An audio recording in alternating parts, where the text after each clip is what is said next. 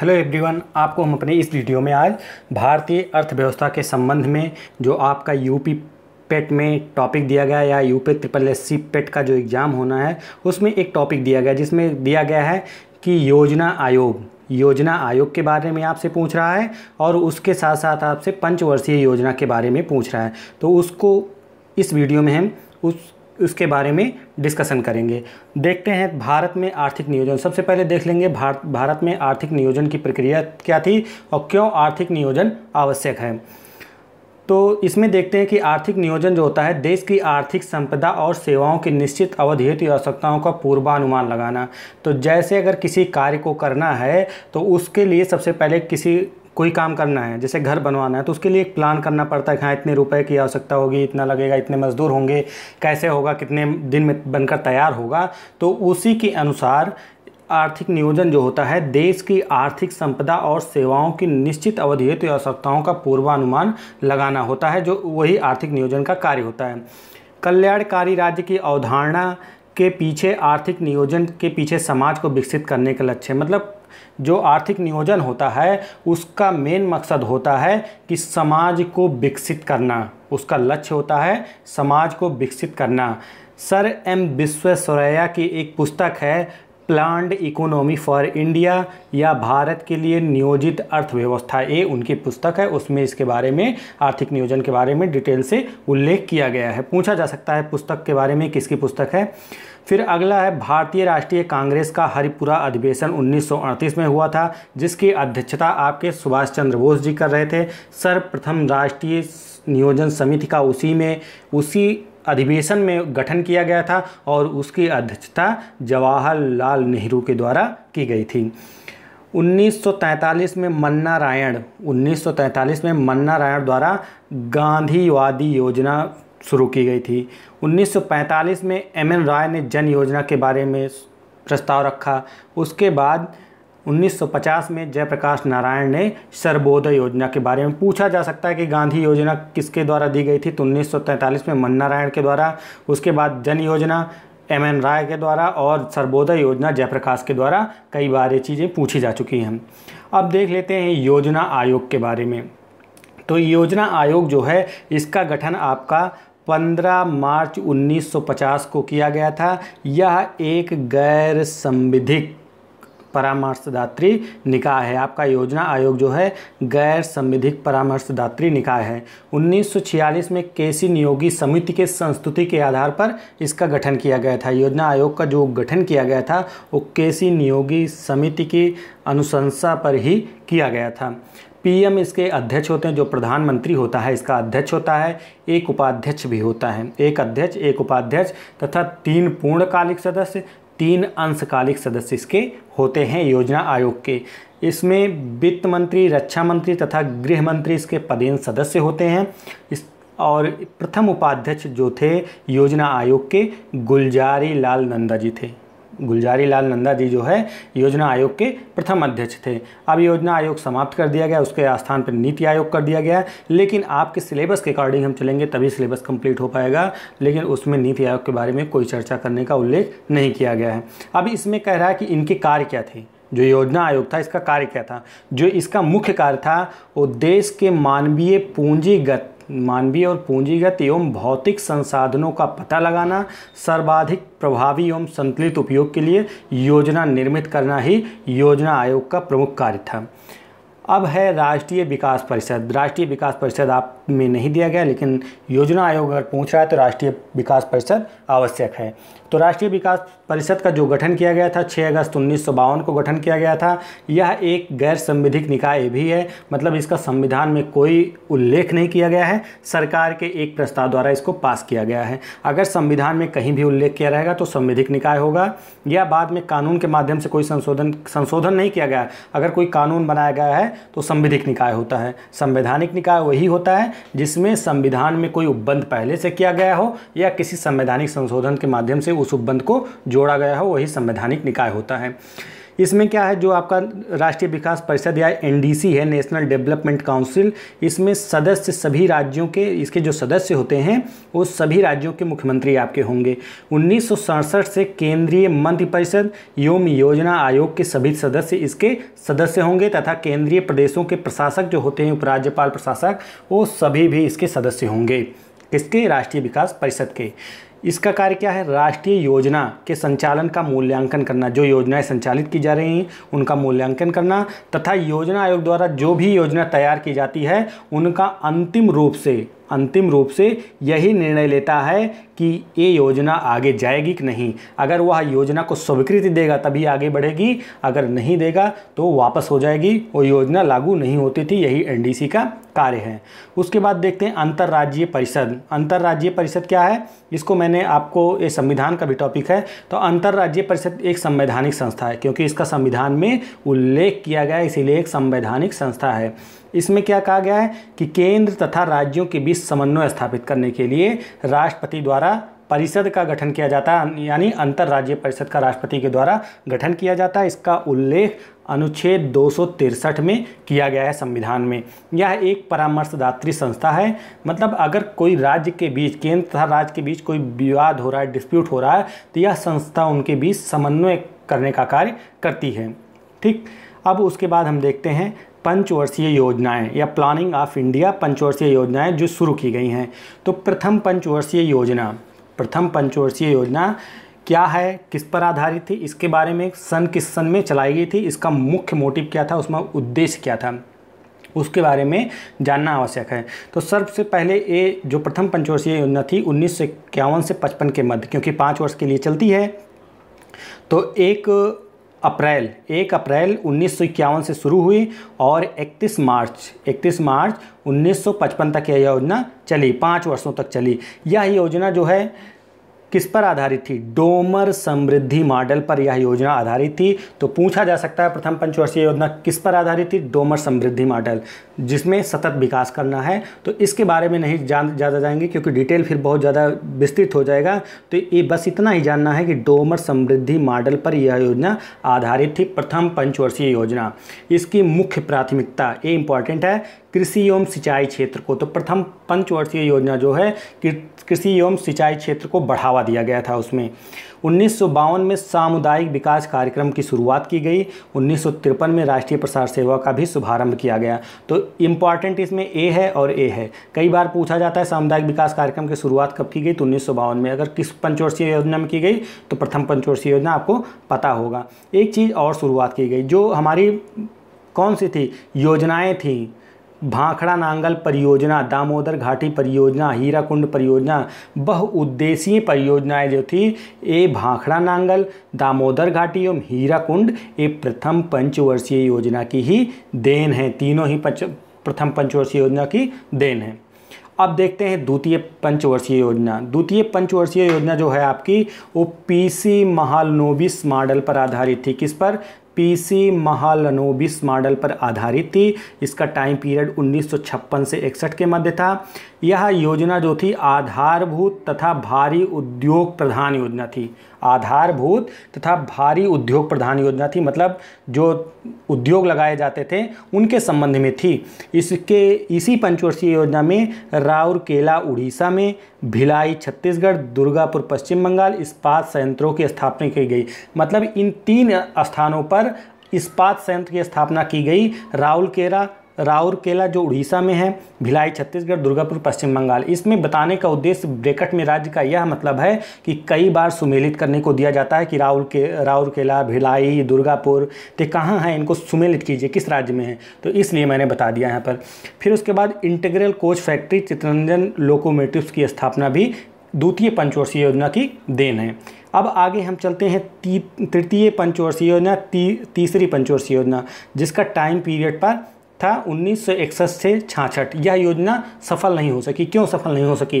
क्योंकि 2 युद्ध हो गए थे, एक चीन से युद्ध हुआ था और एक पाकिस्तान से, इसलिए यह योजना सफल नहीं हो सकी थी। तो तीसरी अगर पंचवर्षीय योजना की बात करें तो ये जे सैंडी सुब्रमण्यम चक्रवर्ती मॉडल पर आधारित थी। किस पर? जे सैंडी सुब्रमण्यम पंचवर्षीय योजना पर आधारित थी। सुब्रमण्यम चक्रवर्ती मॉडल के आधार पर ये आधारित थी। ये ज़्यादा नहीं पूछा जाता है, इतना इंपॉर्टेंट नहीं है कि किस पर इस पर आधारित है, जो इंपॉर्टेंट है उसमें बताएंगे, इसमें बता दे रहे हैं। फिर उसके बाद क्या है, युद्ध 2 हुए। इसमें क्या कहा गया था कि भारतीय अर्थव्यवस्था को आत्मनिर्भर एवं स्फूर्तिवान बनाए जाने पर जोर दिया गया। मतलब भारतीय अर्थव्यवस्था अपने आप से आगे बढ़े, ये नहीं कि उसे कुछ करना पड़े, मतलब बढ़ती रहे, लगातार वृद्धि होती रहे। तो इसी के दौरान इसमें 2 युद्ध हो जाते हैं भारत से। पहला युद्ध चीन से 1962 में, दूसरा पाकिस्तान से। इसलिए ये योजना पूरी तरह से नहीं लेकिन लगभग असफल ही रही थी। इसमें क्या किया गया, रुपए को अवमूल्यित कर दिया गया, मतलब रुपए का दाम घटा दिया गया। डॉलर के मुकाबले रुपए का दाम घट जाएगा तो क्या होगा, इसमें आपका आयात जो होगा, आयात घटेगा, निर्यात बढ़ेगा, यही होता है। यही कारण है कि चीन बार बार अपने जो वहाँ का रुपया है उसको अवमूल्यित करता है। 1964 में रूस के सहयोग से Bokaro iron and steel industry की स्थापना की गई। कहाँ पे, झारखंड में। तो 1964 में किसके सहयोग से, रूस के सहयोग से Bokaro iron and steel industry की स्थापना की गई। 1964 में unit trust of India UTI की स्थापना की गई। IDBI बैंक की भी स्थापना की गई थी। 1965 में भारतीय खाद्य निगम की स्थापना की गई तथा कृषि कीमत आयोग APC की स्थापना की गई थी। 1965 में इसकी की गई और 1964 में UTI की IDBI की गई। ठीक। और प्रथम, दूसरी और तीसरी पंचवर्षीय योजना में ही ट्रिकल डाउन थियरी का प्रयोग किया गया। पहली, दूसरी, तीसरी पंचवर्षीय योजना में ट्रिकल डाउन थ्योरी का प्रयोग किया गया। ट्रिकल डाउन थ्योरी का मतलब है जो व्यापारी एवं धनी लोग हैं उन पर जो टैक्स लगाया जाता है उसको कम कर दिया जाए, जिससे निवेश को और बढ़ावा दे सके, वो लोग निवेश करें जिससे फ़ायदा हो भारत को। यही है ट्रिकल डाउन थ्योरी। उसके बाद आता है 3 वार्षिक योजनाएं। 3 वार्षिक योजनाएं जो चली थी वो 1966 से 69 के दौरान चली थी। इसे हम योजना अवकाश की संज्ञा भी देते हैं। किसकी, योजना अवकाश की संज्ञा देते हैं। 1969 में नारीमन समिति की सिफारिश के आधार पर लीड बैंक योजना की शुरुआत की गई। तो लीड बैंक योजना की शुरुआत किस पंचवर्षीय योजना में की गई, तो यह वार्षिक योजना में जो त्रिवार्षिक योजना चली थी उसमें की गई थी 1969 में नारीमन समिति की सिफारिश के आधार पर।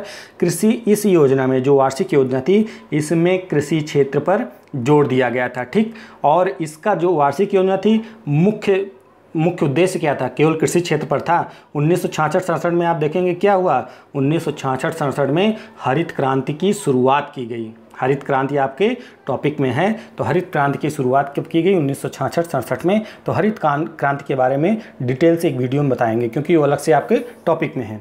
ठीक। उसके बाद अगर हम इसमें देखें तो अगला जो 3 पंचवर्षीय योजना है तो ये तो कंप्लीट हो गई। उसके बाद हम चौथी पंचवर्षीय योजना में देखेंगे।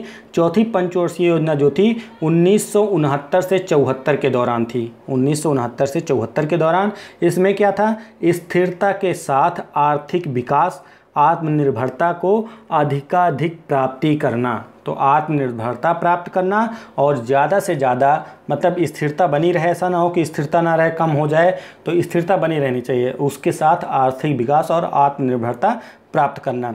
ये अगर बात करें किस मॉडल पर आधारित थी, तो अशोक रुद्र एलन मन्ने मॉडल पर। किस पे, अशोक रुद्र एलन मन्ने मॉडल पर, एलन मन्ने मॉडल पर आधारित थी। यह जो थी अशोक रुद्र एलन मन्ने मॉडल पर आधारित थी। इंपॉर्टेंट नहीं है, याद करने की कोई आवश्यकता नहीं है। ठीक।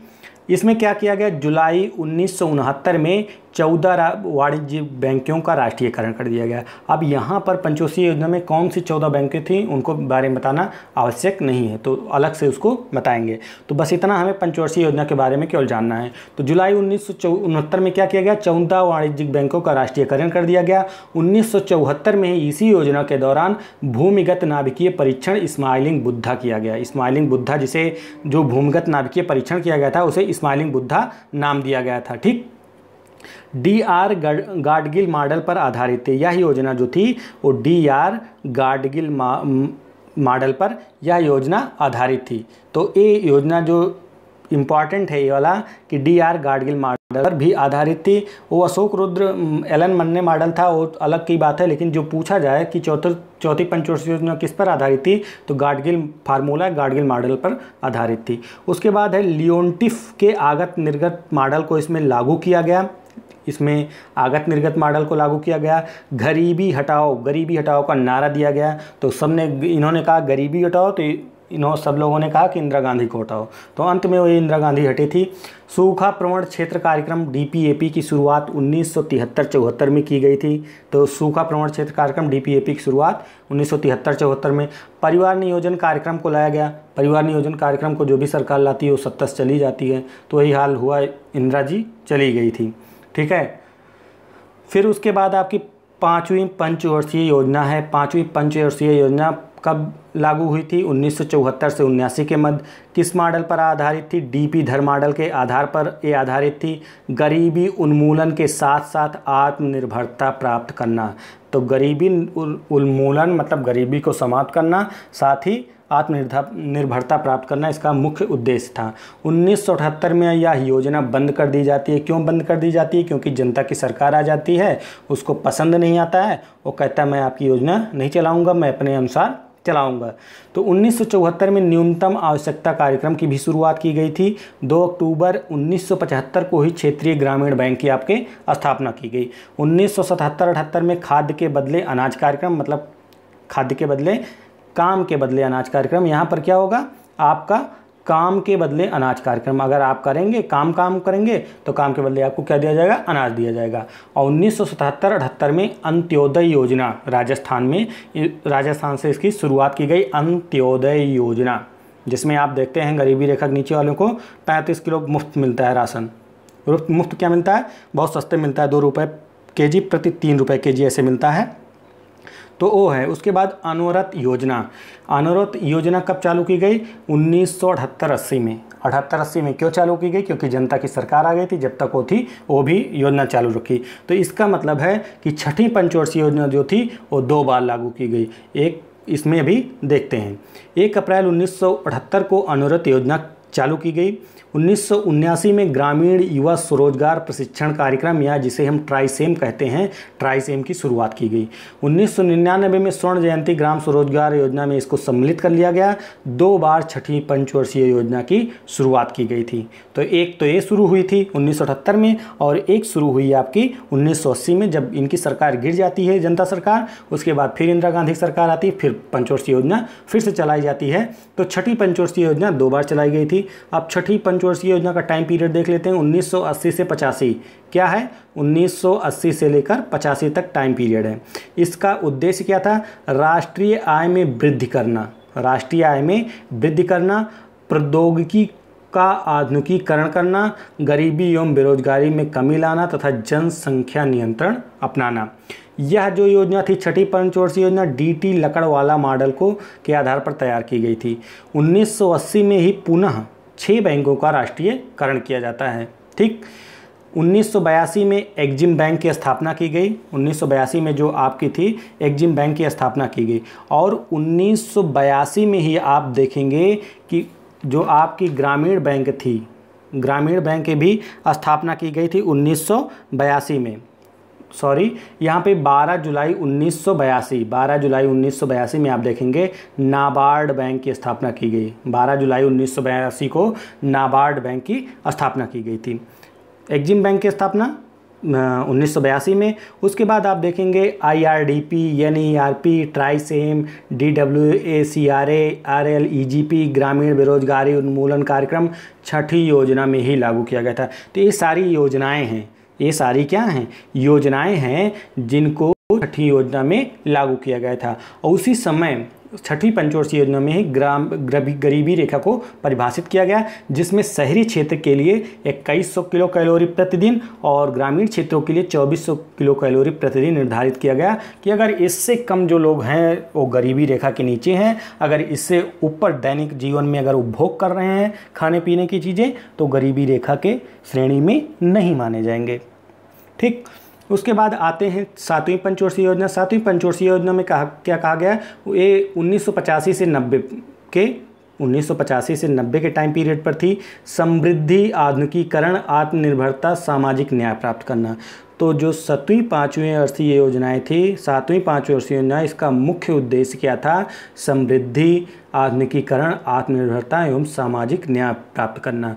तो इसका जो लक्ष्य रखा गया था 5% का लक्ष्य रखा गया था, लेकिन 5.6% की प्राप्ति हुई। 1986 में ही स्पीड पोस्ट की शुरुआत की गई। कपार्ट योजना जो थी 1986 सितंबर में दिल्ली में इसकी शुरुआत की गई थी और 1988 में सेबी की आपके स्थापना हुई थी। 1989 अप्रैल में जवाहर रोजगार योजना की शुरुआत की गई। सितंबर 1989 में नेहरू रोजगार योजना की शुरुआत की गई। प्रोफेसर राज कृष्ण ने 7वीं योजना को हिंदू वृद्धि दर का नाम दिया है। किसको? हिंदू वृद्धि दर। हिंदू वृद्धि दर में क्या था कि योजना जो है पहले से लेकर तीसरी पंचवर्षीय योजना जो थी वो समान गति से आगे बढ़ रही थी, 3.5% के आसपास। इसीलिए प्रोफेसर राजकृष्ण ने क्या दिया था? हिंदू वृद्धि दर का नाम दिया था। तो 7वीं पंचवर्षीय योजना को उन्होंने हिंदू वृद्धि दर का नाम दिया था। उसके बाद है वार्षिक योजनाएं। पुनः वार्षिक योजनाएं चालू की गई। तो पुनः वार्षिक योजना जो चालू की गई वो 1990 से 1992। क्यों वार्षिक योजना चालू की गई? क्योंकि उस समय राजनीतिक अस्थायित्व था और साथ ही साथ भुगतान संतुलन का संकट उत्पन्न हो गया था कि आपके पास जो विदेश की रकम होती है बहुत कम बची थी, लगभग 1 सप्ताह के लिए बची थी। भारत के पास रुपए नहीं बचा था कि वो बाहर से कोई वस्तु का आयात कर सके। तो वही है कि राजनीतिक अस्थायित्व हो गया था तथा भुगतान संतुलन का भी संकट उत्पन्न हो गया था। 1990 में सिडबी की स्थापना की गई थी। क्यों की गई थी? लघु उद्योग विकास के लिए, जो लघु उद्योग थे उनके विकास के लिए सिडबी की स्थापना की गई, जिसका फुल फॉर्म है small industrial development bank of India. 1991 में आर्थिक सुधार लागू किया गया। उदारीकरण, निजीकरण और वैश्वीकरण। 8वीं पंचवर्षीय योजना देखते हैं। 8वीं पंचवर्षीय योजना में क्या था? 1990 से 97 कब आधारित थी? 1992 से 97 के टाइम पीरियड पर थी। इसका उद्देश्य क्या था? मानव संसाधन का विकास करना। तो पूछा जा सकता है कि मानव संसाधन का विकास करना किस पंचवर्षीय योजना का मुख्य उद्देश्य था? तो 8वीं पंचवर्षीय योजना का उद्देश्य था। 1 जनवरी 1995 को WTO का भारत सदस्य बना। WTO वर्ल्ड ट्रेड ऑर्गेनाइजेशन का भारत जो है सदस्य बनता है। 1993 में शिक्षित बेरोजगारों के लिए प्रधानमंत्री रोजगार योजना की शुरुआत की गई। ये प्रमुख बातें थी 8वीं पंचवर्षीय योजना। अब देखते हैं 9वीं पंचवर्षीय योजना। 9वीं पंचवर्षीय योजना जो थी इसका उद्देश्य क्या था कि सामाजिक न्याय के साथ साथ सामाजिक न्याय और समानता के साथ आर्थिक समृद्धि करना। सामाजिक न्याय रहे मतलब कि लोगों के साथ न्याय की भावना हो, समाज में न्याय किया जाए छोटे बड़ों के साथ, और समानता के साथ आर्थिक समृद्धि करना। सभी को एक साथ एक तरह से देखना, ये नहीं कि अमीर हो तो अमीर को अलग कोई ट्रीटमेंट दिया जाए, गरीब को गरीब, इस तरह नहीं किया जाना चाहिए। फिर उसके बाद जीवन स्तर, रोजगार सृजन, आत्मनिर्भरता एवं क्षेत्रीय संतुलन पर जोर देना 9वीं पंचवर्षीय योजना का मुख्य उद्देश्य था। आगत निर्गत मॉडल पर यह आधारित थी। आगत निर्गत मॉडल का इसमें प्रयोग किया गया था। अब है 10वीं पंचवर्षीय योजना। अब इसमें देखेंगे 10वीं पंचवर्षीय योजना। इसमें 10वीं पंचवर्षीय योजना में क्या था कि आर्थिक समृद्धि का जो लक्ष्य था 7.9% था, लेकिन प्राप्ति कितना हुई? 7.7% ही प्राप्ति हुई। गरीबी अनुपात 2007 में 26 था, तो उसे 21% के लक्ष्य पर लाना था। 2012 में 15% के लक्ष्य पर लाना था गरीबी अनुपात को। इस योजना में ऐसा कहा गया था। साक्षरता दर 75% पर लाना, सभी बच्चों को 2-3 तक स्कूल में दाखिल कराना, सभी बच्चों को, ठीक है। उसके बाद है 11वीं पंचवर्षीय योजना। 11वीं पंचवर्षीय योजना जो थी वो 2007 से लेकर 12 तक थी। इसमें तीव्रतर और अधिक समावेशी विकास करना इस पंचवर्षीय योजना का लक्ष्य था। GDP 7.9%, लक्ष्य रखा गया था 9%, लेकिन प्राप्त हुई 7.9%।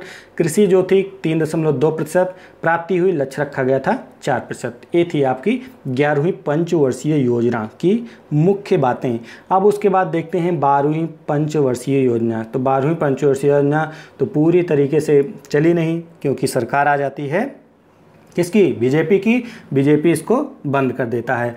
तो इसमें क्या था 2012 से लेकर 17 तक इसका टाइम पीरियड था। तीव्र संपोषणीय एवं अधिक समावेशी विकास करना इसका मुख्य लक्ष्य था। तो इसमें क्या इंपॉर्टेंट है, 2012 से 17, लेकिन पूरी तरह चली नहीं, 15 में ही समाप्त कर दी गई। इसका उद्देश्य था तीव्र संपोषणीय एवं अधिक समावेशी विकास करना। वार्षिक औसत जो जीडीपी थी 8%, कृषि 4%, उद्योग 9.6% और सेवा जो है सेवा क्षेत्र था आपका 10%, सेवा क्षेत्र 10% था। बचत दर आपकी क्या थी, बचत दर जीडीपी की 36.2% थी और निवेश दर 38.7% निवेश दर थी। औसत वार्षिक केंद्रीय राजकोषीय घाटा जीडीपी का जो औसत के वार्षिक घाटा था जीडीपी का 3.25 के स्तर पर लाना था, इसमें 3.25 के स्तर पर लाना था। चालू खाता जो जीडीपी का था 2.5 के स्तर पर इसको लाना था। तो मेन उद्देश्य अगर इसमें पढ़ना है तो सीधा सिंपल सा पढ़िए कि 12वीं पंचवर्षीय योजना टाइम पीरियड इतना 15 में ही ख़त्म, लेकिन इसका जो मुख्य उद्देश्य था तीव्र संपोषणीय और अधिक समावेशी विकास करना 12वीं पंचवर्षीय योजना का मुख्य लक्ष्य था। तो ये इस वीडियो में आपका था योजना आयोग तथा पंचवर्षीय योजना से संबंधित था। आप इस वीडियो को पूरा देखेंगे तो अच्छा होगा। इस वीडियो में बस इतना ही, धन्यवाद।